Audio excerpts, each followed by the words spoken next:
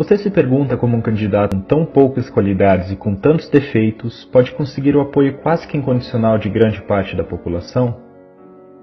Você já tentou argumentar racionalmente com essas pessoas, mas parece que elas estão absolutamente decididas e te tratam imediatamente como inimigo no mais leve aceno de contrariedade?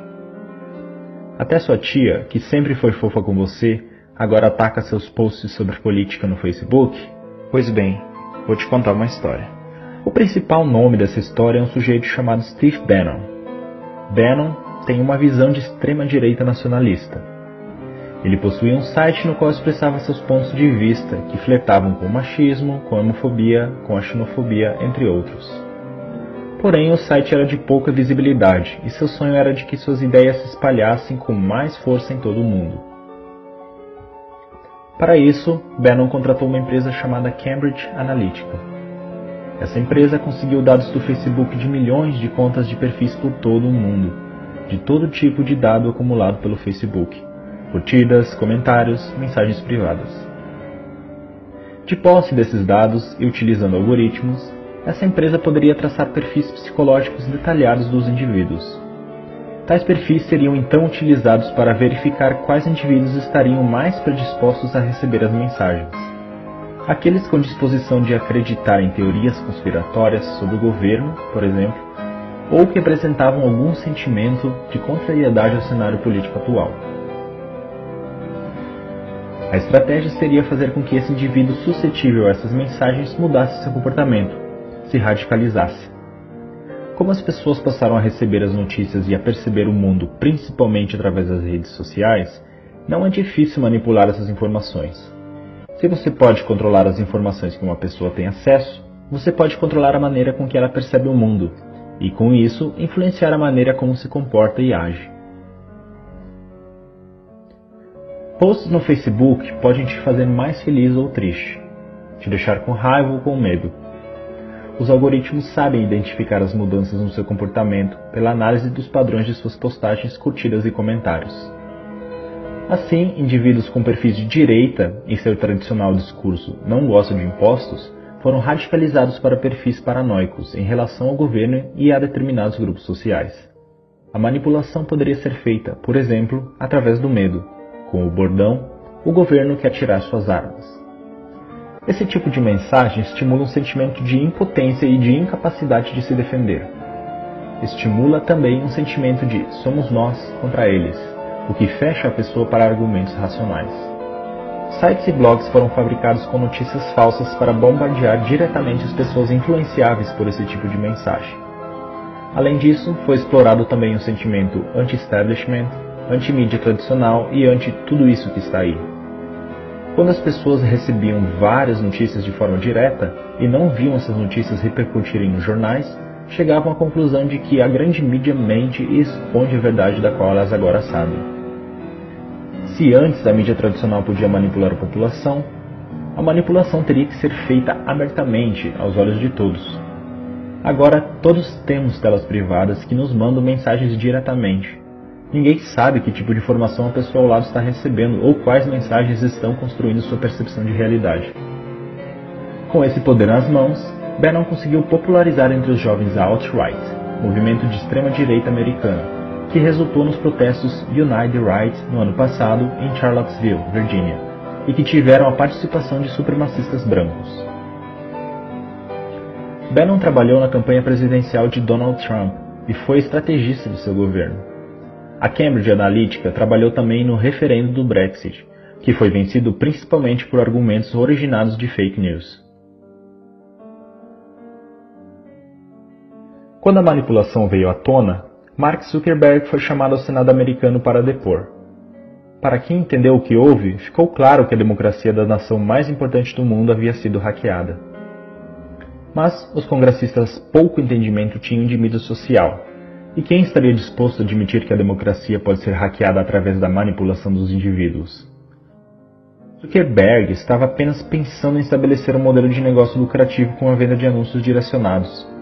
A coleta de dados e a avaliação de perfil psicológico das pessoas tinham a intenção inocente de fazer as pessoas clicarem em anúncios pagos. Era apenas um modelo de negócios, mas esse mesmo instrumento pôde ser usado com finalidade política. Ele se deu conta disso e sabia que as eleições brasileiras podiam estar em risco também. Somos uma das maiores democracias do mundo. Facebook então tomou medidas ativas para evitar que as campanhas de desinformação e manipulação ocorressem em sua rede social. Muitas contas fake e páginas que compartilhavam informações falsas foram retiradas do Facebook no período que antecede as eleições. Mas não contavam com a capilarização e a popularização dos grupos do WhatsApp. O WhatsApp é um aplicativo de mensagens diretas entre indivíduos. Por isso, não pode ser monitorado externamente. Não há como regular as fake news, portanto. Fazer um perfil fake no WhatsApp também é bem mais fácil do que em outras redes sociais e mais difícil de ser detectado.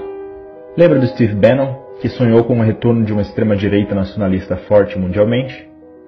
Que tinha ideias que são classificadas como anti-minorias, racistas e homofóbicas, e que usou um sentimento difuso ante tudo que está aí e o medo de os homens se sentirem indefesos para conquistar adeptos? Pois bem, ele se encontrou em agosto com Eduardo Bolsonaro. Bolsonaro disse que Bannon apoiaria a campanha de seu pai com suporte e dicas de internet.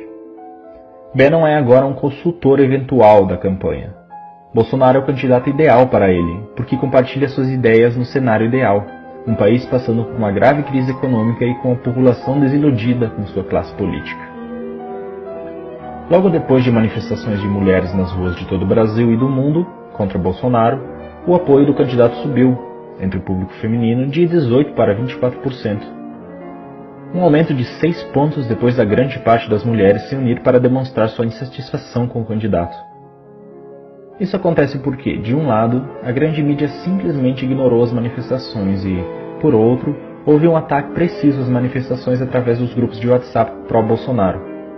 Vídeos foram editados com cenas de outras manifestações, com mulheres mostrando seios ou quebrando imagens sacras, mas utilizadas dessa vez para desmoralizar o movimento Ele Não entre as mais conservadoras. Além disso, Eduardo Bolsonaro veio a público logo após a manifestação e declarou: "As mulheres de direita são mais bonitas que as de esquerda. Elas não mostram os peitos e nem defecam nas ruas. As mulheres de direita têm mais higiene." Essa declaração pode parecer pueril ou simplesmente estúpida, mas é feita sob medida para estimular um sentimento de repulsa para com o outro lado. Isso não é nenhuma novidade. A máquina de propaganda do nazismo alemão associava os judeus a ratos. O discurso era de que os judeus estavam infestando as cidades alemãs, assim como os ratos. Esse é um discurso que associa o sentimento de repulsa e nojo a uma determinada população, o que faz com que o indivíduo queira se identificar com o lado, entre aspas, limpo da história. Daí os 6% das mulheres que passaram a se identificar com Bolsonaro. Agora é possível compreender por que é tão difícil usar argumentos racionais para dialogar com o eleitor do Bolsonaro. Você se dá conta, agora, do nível de manipulação emocional a que seus amigos e familiares estão expostos? A pergunta é: o que fazer? Não adianta confrontá-los e acusá-los de massa de manobra. Isso só vai fazer com que eles se fechem e classifiquem você como um inimigo do outro lado. Ser chamado de manipulado pode ser interpretado como ser chamado de burro, o que só vai gerar uma troca de insultos improdutiva. Tenha empatia. Essas pessoas não são tolas ou malvadas. Elas estão tendo suas emoções manipuladas e sendo submetidas a uma percepção de realidade bastante diferente da sua. Tente trazê-las aos poucos para a razão. A única maneira de mudar seu pensamento é fazer com que tais pessoas percebam sozinhas que não há argumentos que fundamentem suas crenças e as notícias veiculadas de maneira falsa.